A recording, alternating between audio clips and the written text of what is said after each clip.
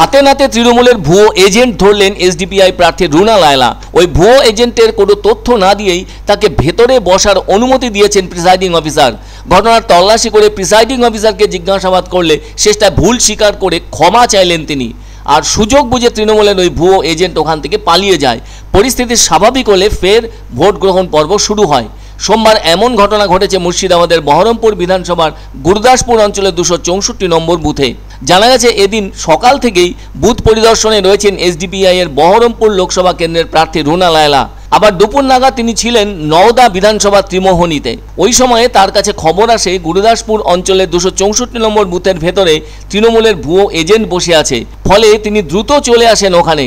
ওই ভুয়ো তৃণমূলের এজেন্ট আছে এসডিপিআই এর নামে, যার ফলে গ্রামের মানুষদের মুখে মুখে ছড়িয়ে পড়ছে তৃণমূলের দালাল এসডিপিআই। এমন খারাপ কথা শুনতে শুনতেই ওই বুথে পৌঁছন এসডিপিআই প্রার্থী রুনা লায়লা। বুথে পৌঁছে তিনি তল্লাশি শুরু করেন।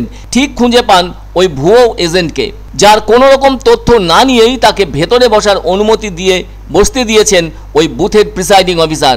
এরপর ওই প্রিসাইডিং অফিসারকে জিজ্ঞাসাবাদ করেন প্রার্থী রুনা লায়লা তৃণমূলের ভুয়ো এজেন্ট সম্পর্কে। ওই সময়ে ওখানে হাজির হন দৌলতাবাদের ভারপ্রাপ্ত আধিকারিক দীপক হালদার এবং কেন্দ্রীয় বাহিনীর জওয়ানরা। শুরু হয় ঘটনার তল্লাশি।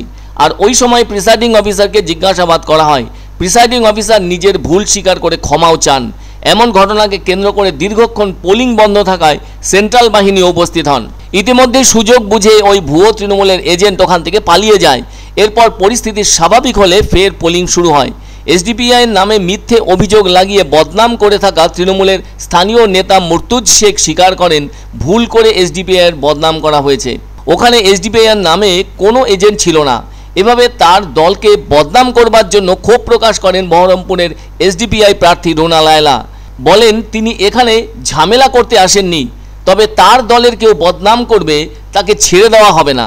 এছাড়া প্রশাসনকে উপযুক্ত ব্যবস্থা গ্রহণ করে স্বচ্ছ ও শান্তিপূর্ণভাবে নির্বাচন করার অনুরোধ জানান দলের দক্ষিণ মুর্শিদাবাদ সাংগঠনিক জেলা সভাপতি মাসুদুল ইসলাম। উল্লেখ্য 2024 লোকসভা ভোটে এবার নতুন রাজনৈতিক দল অংশগ্রহণ করল। সেই দলটির নাম social Democratic party of India, যা সংক্ষেপে এসডিপিআই। এবার রাজ্যের 42টি আসনের মধ্যে 6টিতে প্রার্থী দিয়েছে ওই দল। ওই 6টি কেন্দ্র হলো উত্তর কলকাতা, দক্ষিণ কলকাতা, বহরমপুর, মুর্শিদাবাদ, জঙ্গিপুর ও মালদা দক্ষিণ। উত্তর কলকাতা কেন্দ্রের প্রার্থী আইএএস অফিসার ও এসডিপিআই রাজ্য সভাপতি স্বপন কুমার বিশ্বাস। দক্ষিণ কলকাতা কেন্দ্রের প্রার্থীর নাম ইয়াসমিন ইসলাম, ইনি ওমেন ইন্ডিয়া মুভমেন্টের জাতীয় সভাপতি। বহরমপুরের প্রার্থী এসডিপিআই জাতীয় সম্পাদিকা রুনা লায়লা। মুর্শিদাবাদ কেন্দ্রের প্রার্থী তথা রাজ্য সভাপতি তাহিদুল ইসলাম ও জঙ্গিপুর কেন্দ্রের প্রার্থী মোহাম্মদ শাহাবুদ্দিন। অবশ্য এর আগে এসডিপিআই প্রথম নির্বাচনে লড়েছিল 2019 সালে, তাতে একটি মাত্র কেন্দ্র জঙ্গিপুরে। পশ্চিমবঙ্গের পাশাপাশি এবার মোট 10টি রাজ্যের নির্বাচনে লড়ছে এসডিপিআই দল। আমি অনেক দূরে ছিলাম ত্রিমোহনীতে, সেখান থেকে এখানে আসতে হচ্ছে। এখানে এসে জিজ্ঞেস করছি, ওদের বলছে প্রথমে তো স্বীকারই করতে চায় না। পরে দেখছি যে টিএমসির যে এজেন্ট বসে আছে সে কিন্তু ভুয়ো।